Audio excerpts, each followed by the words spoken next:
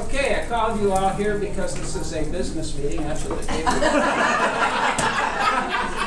Now we can get on to the meeting. Yeah. The agenda. I'm out of here. Okay, essentially this is came out of what's happening on the web and the distribution of academic papers. A couple years ago, no longer than that, I started posting papers on academia.edu, and I have 20 papers or so up there now. And it struck me very quickly that the ones that were getting hit all the time, you don't know what people do with them, but the ones that were hit all the time were those that were on listening. The others are just buried. no idea why they're even up there. Some of them I took down, my philosophy papers, because nobody found them. What is listening was an article for a book that Deborah Borisoff and I published in the 90s. And that chapter, I think I wrote most of it, and she was a strong influence. That can get hit as much as 180 times in a week. All right? Does that sink in? And I thought, my God, we've got to do something about this. And so I thought about doing a panel where we would give an answer to all those people that are looking for what is listening. And we're coming from a particular approach, philosophical, methodological approach, and that is phenomenology. This is descriptive. We're not to conceptualize listening or define it, but to talk about listening as it is part of our life world, our everyday life world. For me, there are two parts, and I didn't realize how strongly I noticed those two parts. 2 years ago, I did an ethnographic study, autoethnographic study of listening, and I did it from what we call an anonymous field.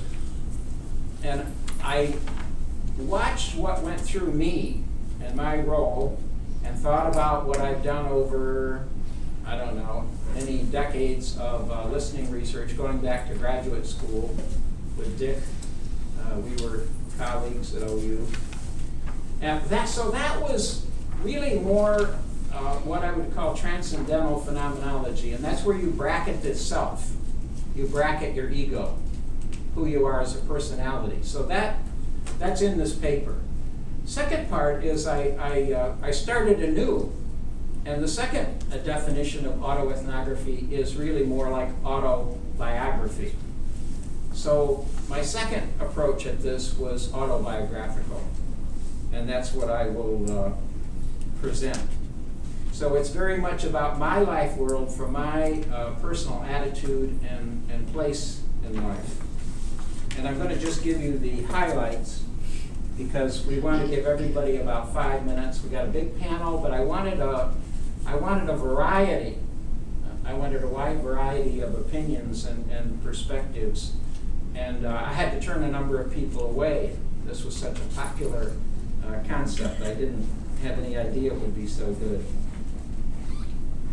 So I'll just read a section or two here. Much of the listening behavior I describe I learned from the mirror of my siblings, who are similar to me in certain ways. That is to say, they're more defensive. They reflect what I need to learn. I need only listen receptively. One sibling is like me in that they have a need to show how competent they are, how knowledgeable as well, and I react because I'm similar and sensitized to that. I'm different, however, in that I don't stop there. I like to listen to get a dialogue and share and explore issues with others. I get there by allowing listening to lead the dialoguing.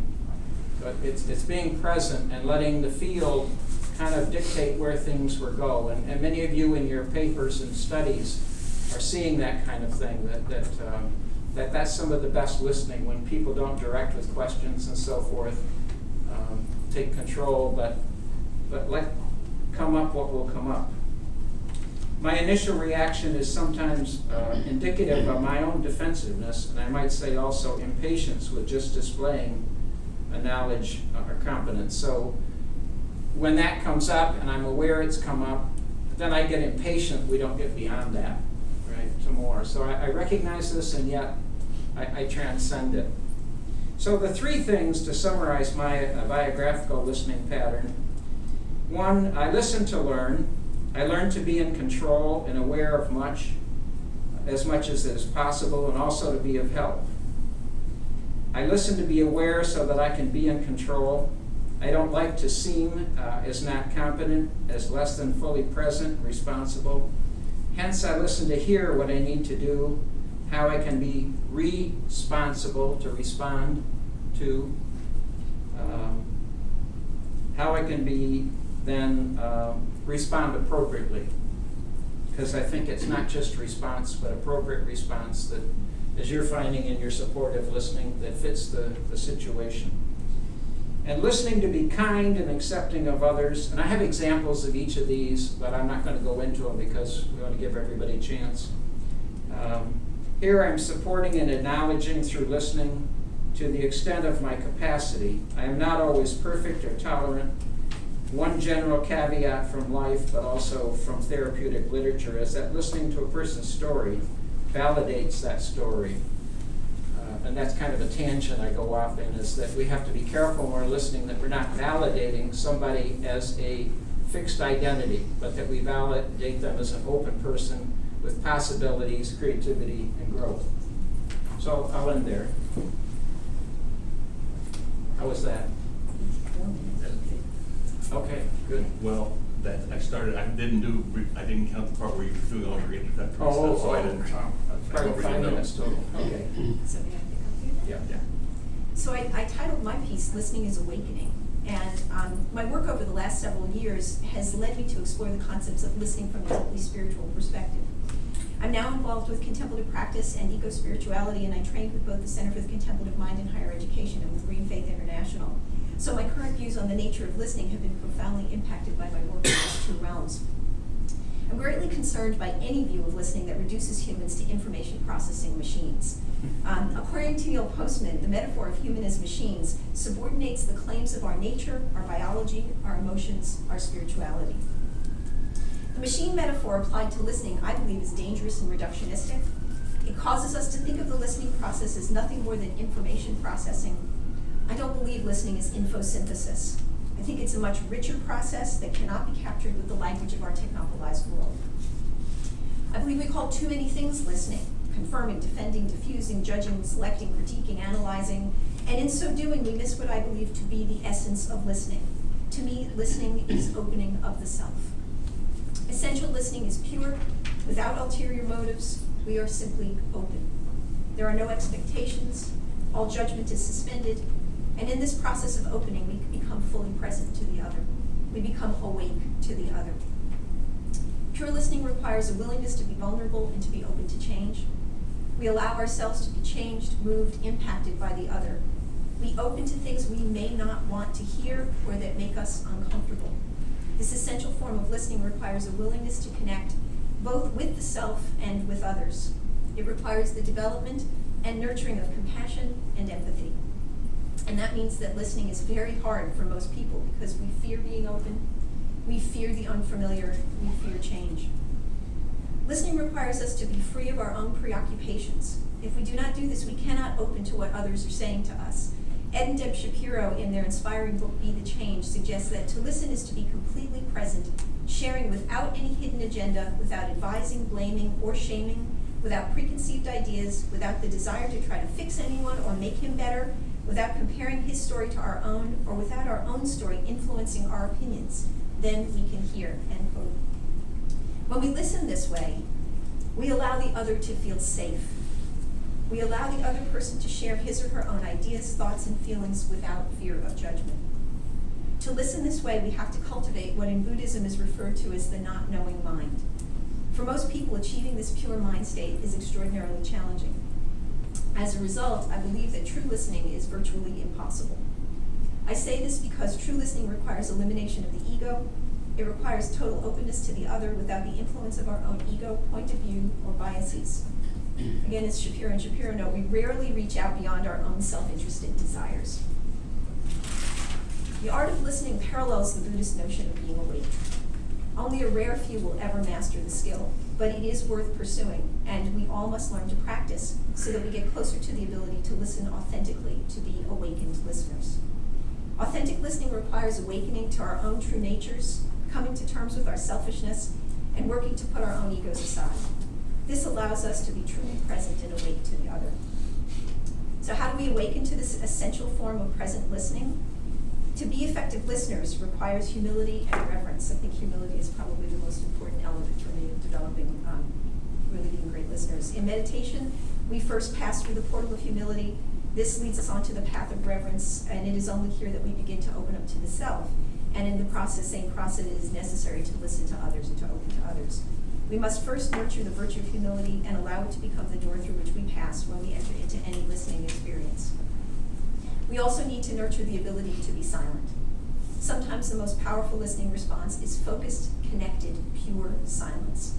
A humble silence that truly honors the other, and that must be cultivated through contemplation. This cultivated silence helps us learn how to disconnect from the ego. It helps us to get out of our heads and to open our hearts. It is in this way that we cultivate the not knowing mind. It is how we learn to eliminate preconceived notions when we listen. It helps us resist the temptation to advise or to fix or to be wise. If we can master this type of pure listening, we can open ourselves up to deeply intimate and honest relationships. We can allow the other into our self, no longer separate entities, but rather essential parts of an integrated whole. Is it possible to listen this way at all times? Probably not. However, we can work toward being more authentic listeners through a practice that is similar to meditation. This will help us become more mindful listeners, but just as the mindfulness we nurture through meditation takes constant practice, the same is true for the development of mindful listening. We humans tend to be a forgetful species. We need constant reminders that are nourished through daily practice. Though mindful listening may never truly become second nature, regular practice can get us close, and I believe is worth the effort. I know a couple of seconds, I just wanted to say one last thing. I practiced this with my daughter, who's 21, and she was crying when I finished sharing it with her because she said she doesn't know anybody in her generation who listens that way. It broke my heart. You feel moved to go? A common claim made about listening is that to listen is to do something qualitatively different than to hear, that to listen and to hear are ultimately different ways of being in the world. Drawing primarily from the German existentialist tradition and Eastern religious traditions, Liz Lapari describes listening being as a dwelling place for human being, a place from which human beings can both be and become. Lapari's is a rather common way to separate listening from more cognitively oriented conceptualizations of listening. Indeed, several other scholars have made similar arguments and attached various adjectives to the term listening in order to demarcate a unique way of being with others and to attempt to move the field of listening beyond cognitive models of information processing. Such a move is needed and appreciated. Unfortunately, by attempting to separate rather than integrate, the perspective illustrated by terms like listening being ultimately misses what actually happens in experience, much like cognitive models strip the study of listening from its experiential foundation. In experience, the mode of being described as arising from a space of emptiness and unknowing cannot be adequately branded as listening any more than models that move from sensing to hearing to interpreting and evaluating. The contribution I would like to make today is to begin a conversation that attempts to collaboratively unpack the various modes of being involved as one takes the role of a listener. To assist me in this journey, I draw upon the writings of the American pragmatist Charles Sanders Peirce. According to Peirce, the primary purpose of any phenomenological investigation is to make our ideas clear. A clear idea is simply one which is so apprehended that it will be recognized wherever it is met with and so that no other will be mistaken for it. Thus, listening becomes clear when it is evoked by a specific set of appearances that cannot be taken to represent any other idea and remains vague when it is applied to many appearances and easily confused with others. As inspiring as it is to define listening as an opening and hearkening attunement, as Meyer has done, drawing from Heidegger, such definitions fail to narrow the specific effects or appearances which distinguish listening from other activities such as contemplation, empathy, mediation, fantasy, transcendence, or euphoria. Our problem is similar to that originally noted by Kelly with respect to cognitive models of listening insofar as measures of listening comprehension were indistinguishable from measures of memory and intelligence. The goal of phenomenological analysis is to study the kinds of elements universally present in phenomenon, elements Peirce defines in terms of firstness or quality, secondness or reaction, and thirdness or mediation, beyond which there is nothing to be found in the phenomenon. Those modes of being should not be considered as a priori substances that make up an object like ingredients to a recipe, rather as a posteriori abstractions that we can distinguish and identify only after a filtering and separation process, much as white light is broken into a spectrum after passing through a prism. Peirce's phenomenology is a prism that actually takes a wholly integrated object of experience and separates it into discernible categories for the sake of clarifying experience. In this case, the experience of listening. The three forms of consciousness that he talks about represent what in other works he referred to as single, dual, and plural consciousness. Like the modes of phenomena, there are three forms, are never distinct, but simply three components of a whole. As Hauser states, we must take experience as we can conceive of it, an entanglement of all three modes of consciousness, and abstract, or as Peirce says, prescind from it the unique aspects, the unanalyzable parts. We have therefore only one consciousness, but it is one which can be separated and analyzed into three separate components for the sake of clarity and understanding. Through this approach, we can clearly define three related communicative experiences in which we orally interpret the symbolic expressions of others: listening, hearing, and sensing. Listening is the practice of discerning the underlying habitual character and attitudes of people with whom we communicate in such a way as that brings about a sense of understanding. In contradistinction, hearing represents the act of interpreting language instrumentally as a means of acting and reacting to people, objects, and events, while sensing occurs for the sake of reproducing the emotional experience one perceives in another person. A Peircean analysis of listening, therefore, helps to integrate what have thus far been seen as incommensurable, suggesting that listening is primarily a cognitive process that has to do with the recognition and preservation of complex relationships perceived in thirdness. Although listening itself is dominantly cognitive, a successful art of listening must integrate the behavioral aspects of hearing and the affective qualities of sensing within a total practice. For instance, hearing often is the provocation to listening, providing that behavioral context in which cognition occurs, while sensing often gives us the empathetic connection to what people feel so that we know what we are listening for. Sensing, hearing, and listening, thus, are all contributing parts to a single practice that I agree with Maria that we can develop through the conscious effort and reflection.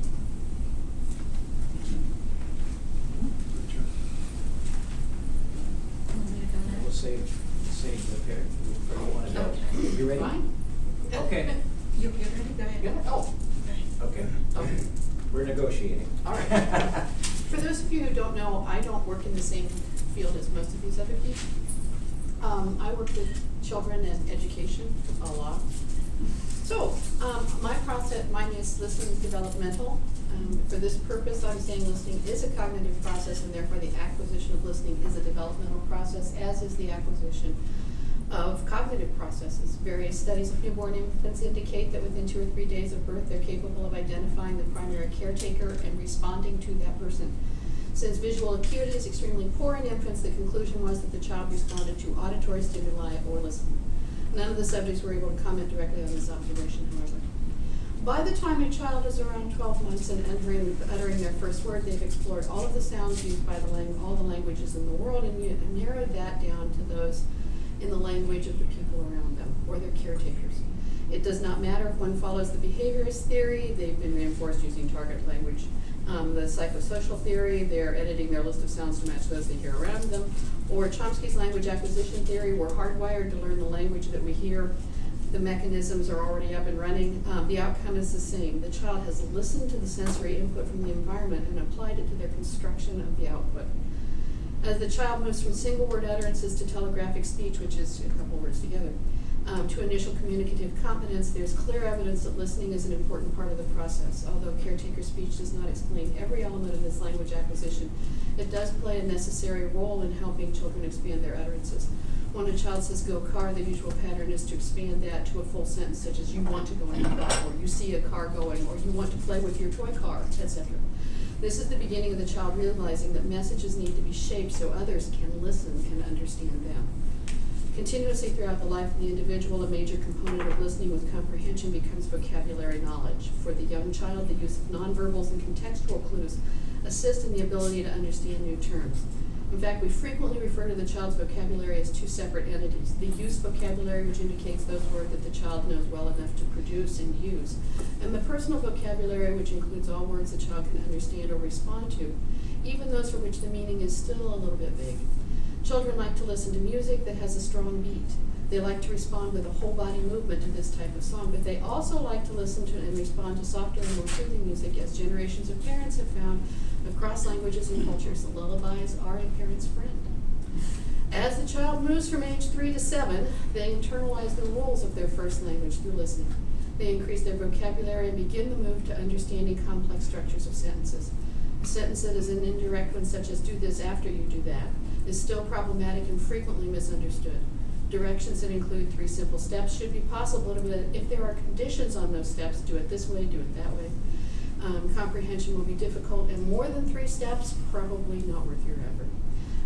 Attention span differences are key here, since most of the oral language must be processed as a meaning unit larger than one word, and both attention and working or short-term memory are still developing. Children are also developing a sense of rhythm and are able to identify beat faster and slower, but they still have difficulty with identifying pitch or being able to match a pitch with their own voices and hear that.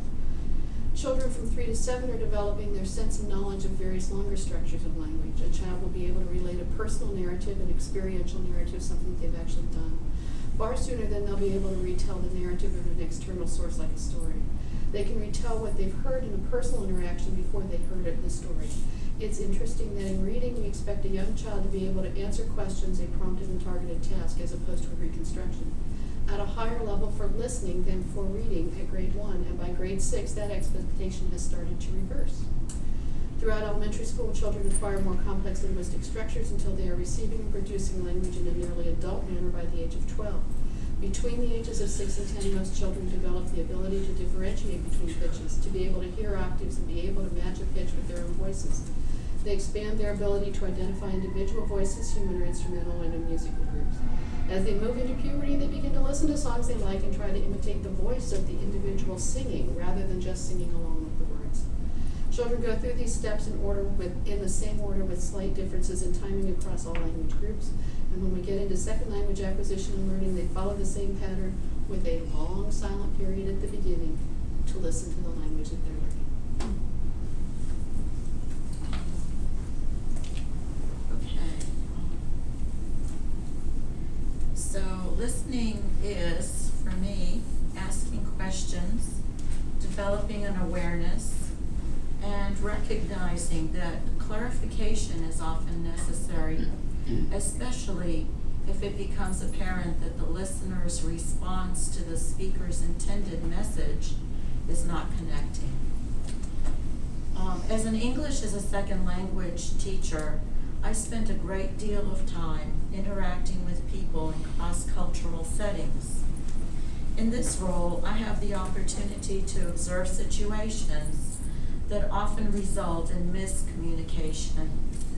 When I explore why miscommunications occur, it invariably leads to listening. But when I explore the situation further, a cultural component is often the culprit. I have witnessed how listeners' perception of what is being expressed are influenced by cultural nuances and expectations. Every term, for example, I invite American Native English speakers who are conversation partners paired with my students to visit my speaking listening class. The purpose of the visit is to meet each other, have a brief conversation, and make an appointment to meet weekly outside of class for conversation practice. Recently, when Jane, a volunteer matched with my Iraqi student, Faris, came to class, I introduced her to Faris. And I listened to them while they had made a bit of small talk, and then attempted to arrange a time to meet outside class for conversation practice. "When are you free to meet?" Jane asked. "Anytime," Faris said. "Okay then," Jane said. "I'll give you a call sometime." End of conversation. Jane was ready to leave the class. As an experienced ESL teacher, I had seen this happen before. I knew that the probability of their ever managing to make a successful appointment with each other by phone was very low. They needed to make the appointment face-to-face. After all, that was the stated purpose of the initial in-class meeting. I knew that they both had tight schedules and that Forrest, a fairly low-level English student, would have difficulty making an appointment with an American by phone. He didn't have the English listening and speaking skills and the proficiency to do that yet. I could also sense from Jane's manner and fast-paced way of speaking with Forrest that she may have not had much experience communicating with non-native English speakers. So what did I do? I intervened and assisted them in setting a time, a date, and a place to meet. Once the appointment was set, I asked Jane what she had thought when Forrest responded to her specific question, "When are you free to meet?" with a general answer, "Anytime." At first, Jane gave me a blank stare, as if that was a strange question to ask her.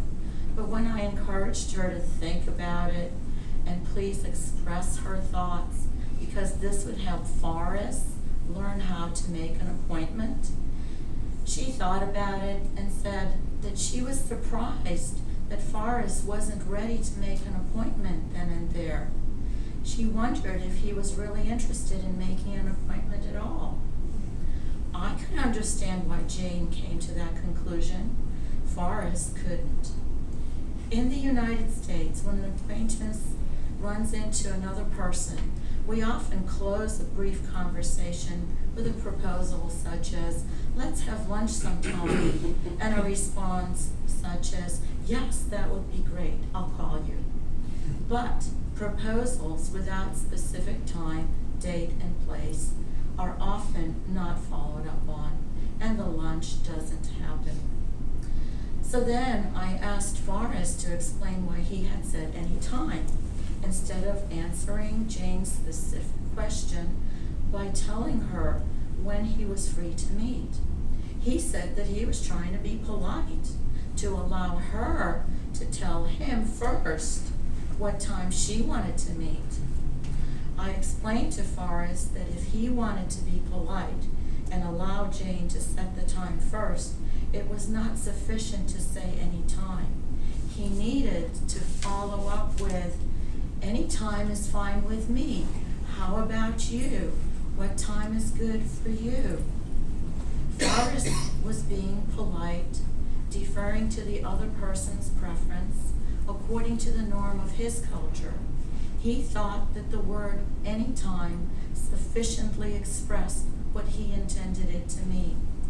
For Jane, the word had a different meaning. Anytime, I don't really care, I'm not that interested.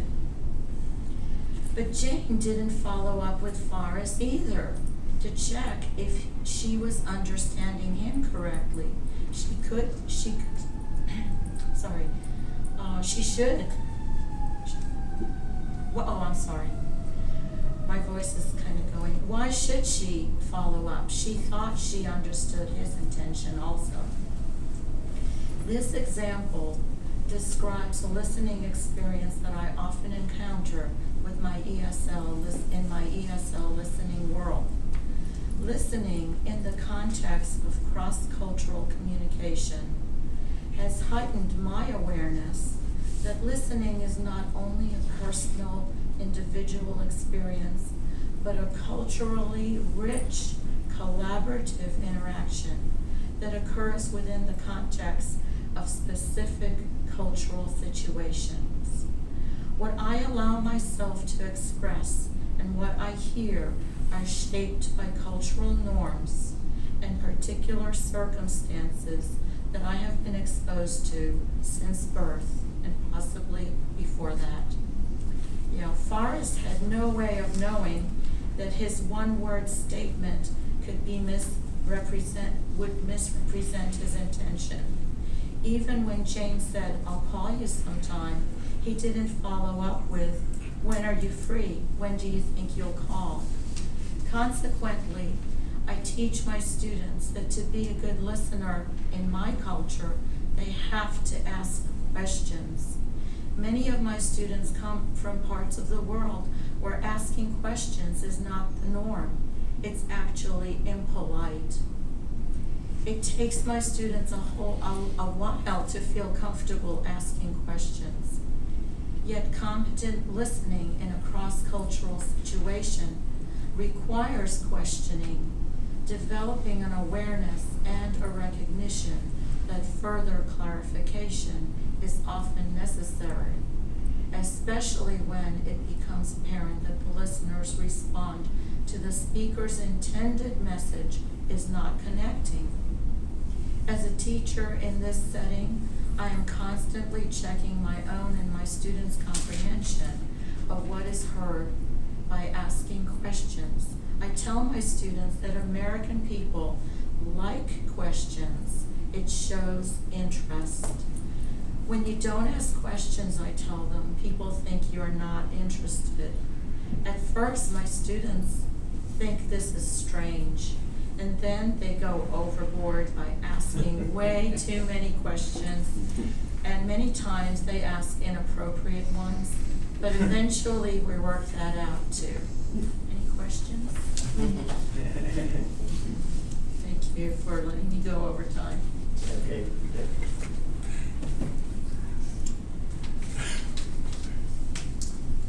To know you, to understand you, to be with you, to believe in you, to see you from your point of view, to be intrigued and surprised, to be fascinated that I am learning something new about you, yet again.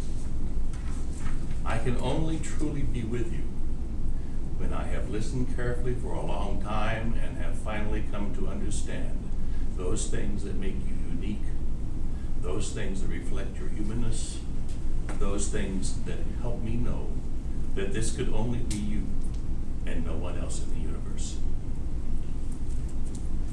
When I try to share with you what listening is to me, what I experience as a listener in my best moments, I reflect back on this poem that I wrote in 1995. For me, I know I have listened to my best ability when I experience the person I am listening to in a slightly new light. There is always something new to learn about any human being, and my goal is to learn something of that new about you. At least it is my goal when I'm being the best listener I can be in the moment. One of the things I enjoy about my wife is that she makes it easy to get something quite new quite often. She is currently living in a somewhat stressful life due to changes in her work environment, and each day when she comes home, I am honored with a nuance about what is happening in her work world. It may be a frustration she feels for stress of a colleague whom she's just learned has had her workload altered. It may be the delight she feels when someone or something does not go just as the person who is causing all this stress wants it to go. It may be the joy she feels at the success of one of her students and knowing that she feels some pride in the sense that she is having a positive effect on this student's growth as a teacher. Recently, it was learning that she would have won a Fulbright scholarship to begin here in Canada during next winter's term. One of the places where I have to work very hard to be a quality listener is with my daughter. She is off the scale in natural intelligence and talent. I raised her in an environment within which she was encouraged to stay open to new ideas and thought that perhaps there might be some success there. Well, there was success. However, there was one area where I felt I had failed miserably in this area. She made a very conservative and I thought not too intellectual religious choice.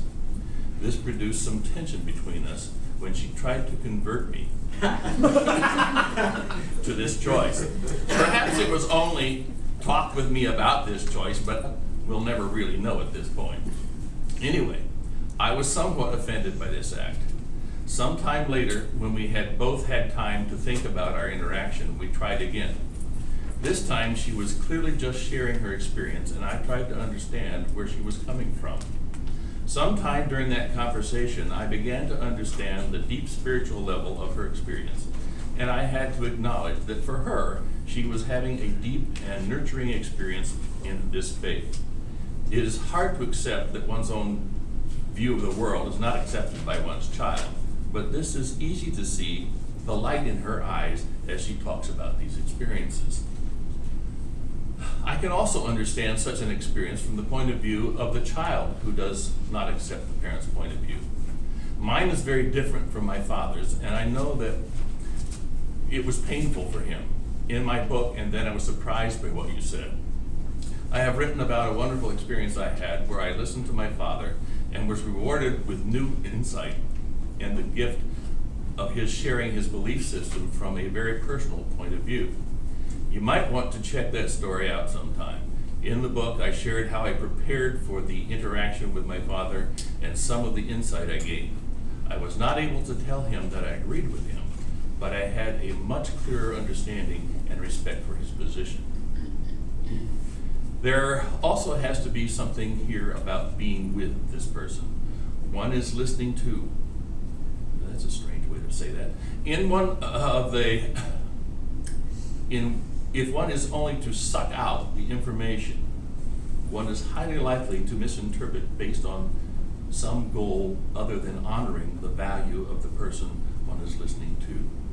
And then I was going to go on and say something about, and finally, my friends, listening is not a spectator sport. Listening, what, It again? is not a spectator sport. Yeah, good, good. Wow.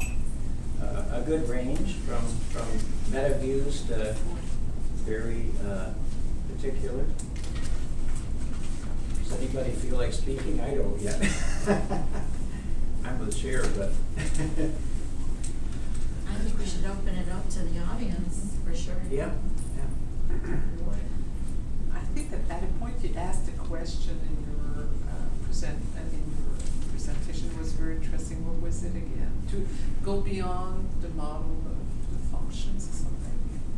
It's just a very interesting question. It would be interesting to see the answers. Yeah, I mean, it's interesting that, and Liz Lepari isn't the only one that does this. I wish she came to the conference so we could have a conversation about it.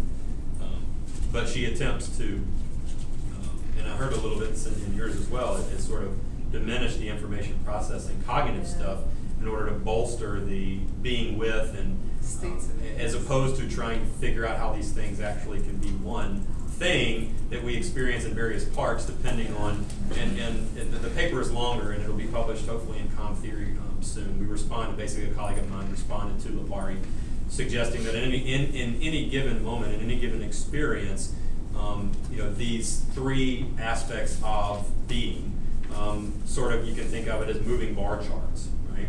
Where some highlight the firstness, the quality, which Peirce calls the pure qualitative possibility, which is what Jerry was talking about earlier, right? This pure possibility that once you instantiate it in something, once you talk about it, it's gone. Which is why firstness is so hard to describe. Why it's so hard to describe the experience of just quality. You think of things like redness or pain. These qualities that are instantiated in things like apples and toothaches. But it isn't until the apple or the toothache that qualities are called forth, and it's the thirdness that links these two elements together, the mediation. And that's what I think listening is the mediation between the firstness and the secondness. So when we're talking about listening, we aren't talking about secondness or bumping into reacting and acting and reacting with one another, which is secondness. But that's where it begins. It only begins when we, because listening to me is ultimately a dyadic process. It isn't something you do by yourself. That's meditation or something else that you do to prepare yourself for being with another person.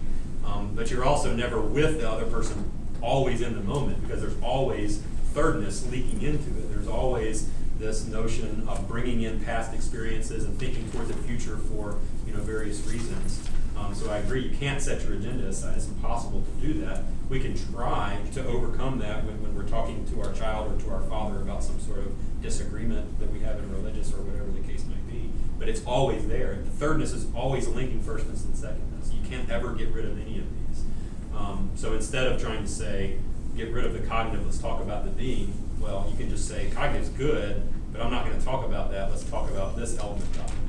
So there's no reason for me to get rid of the quality if I only want to talk about the cognitive any more than someone who wants to talk about the quality to get rid of the cognitive. I think that's probably my larger point, is that there's more synergy that we might admit, because we won't want to admit that other people are somewhat right. We want to admit that we have this new idea that we want to put forward. The quotation from that same article. Well, it's a different article. Oh, is it a different one? Yeah, she's got a couple of different Okay. ones. But from her, listening creates a dwelling space to receive the hilarity of the other and let it resonate. Kind of like that. I do too, yeah. I mean, I think she talks about something that we often don't recognize in the scholarship, but at the same time she tries to. One more time, please. The sentence? Yes, please. Listening creates a dwelling space to receive the hilarity of the other and let it resonate. You want The one? what? I'll be here. Hilarity. Yeah, strange word. Definition, please. Yeah, I was gonna say. I think it's altiarity. I think it's the otherness of. Oh, Yeah. altiarity? Yeah. Is that what she's pronouncing? Yeah, it's Okay. otherness, yeah. Otherness. Okay. Okay. So she's got listening as otherwise, she's got this listening as the other Yeah. component of rhetoric, speaking, and so she uses Levinas and Eastern, so she's got, Levinas is a big one in this particular article. Where And can you repeat her name again? Lipari? Lipari? she's at Denison University. Yeah. Well,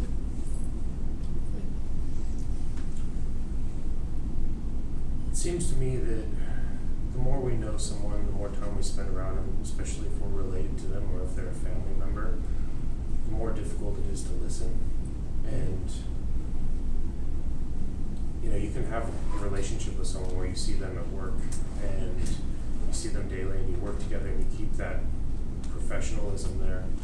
And the moment you step outside of that professionalism and you start to get personal, something comes into the equation.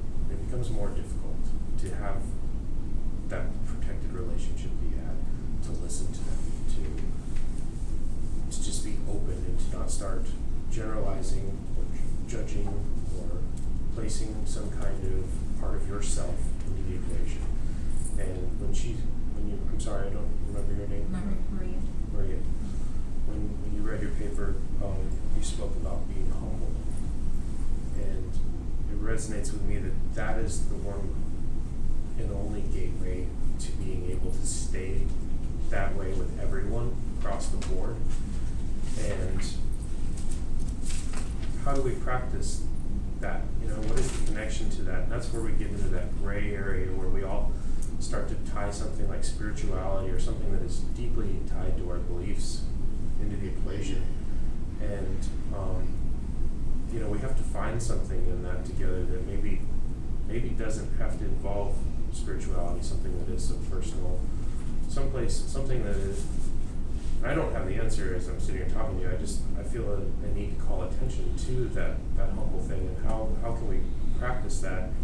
How can we give more focus to that and not have it be something that we just do on Sundays with other people in a box somewhere, There are some great non-religious humility nurturing practices that come out of the contemplative world, because a lot of the work in contemplative practice now is recognizing that there are lots of people who are interested in developing a contemplative part of themselves that aren't connected to a religion or a spirituality or a faith, but still feel that need to find a stillness that then you can carry into relationship with others.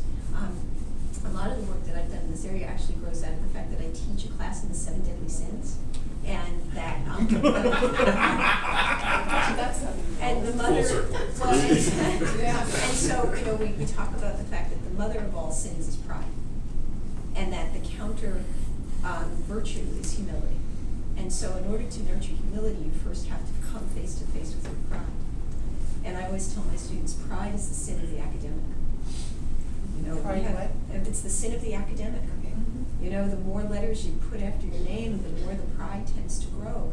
And, it isn't until I can see the full humanity in another and see every other human on this earth as the same as me, as not better or worse, can I nurture my humility. And I think it's in there that I can nurture my own ability to listen.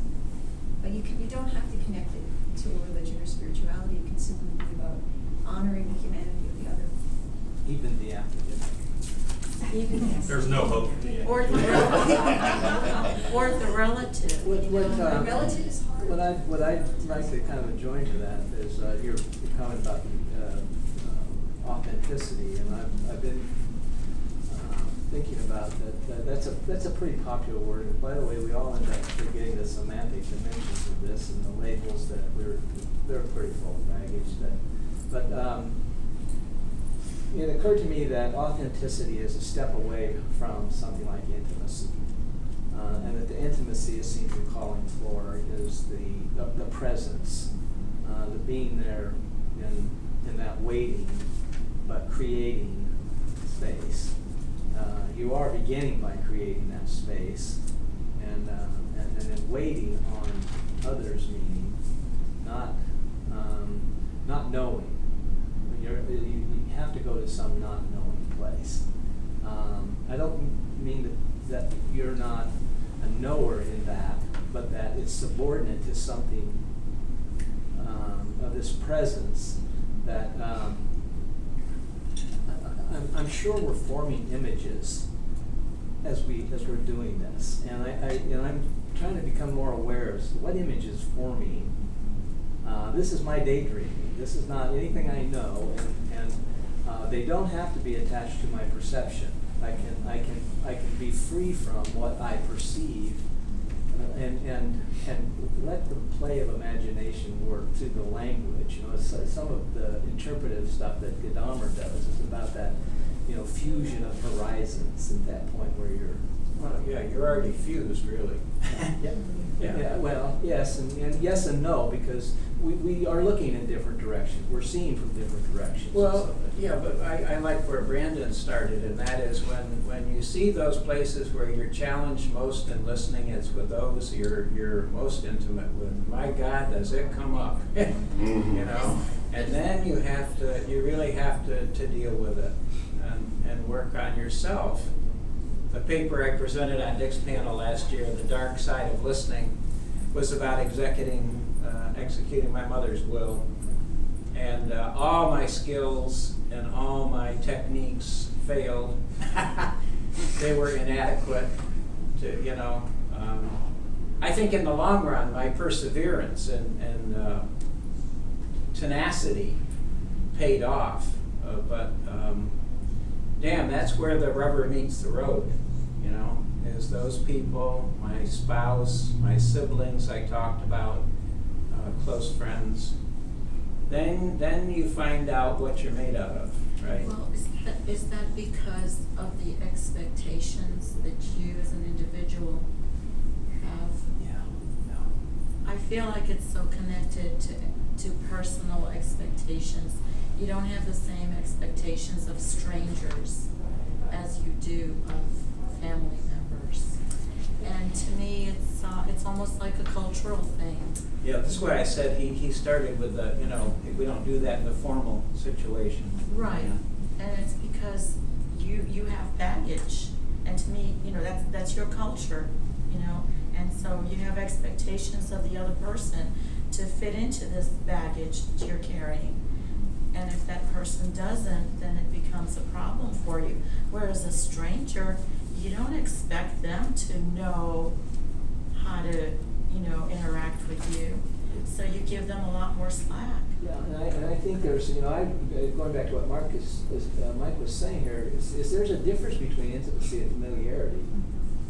It's the familiarity, I think, that sometimes is at very close level. That's familiar, you're very familiar with that, and not necessarily intimate at all, whereas you can have a very intimate relationship with someone outside of family.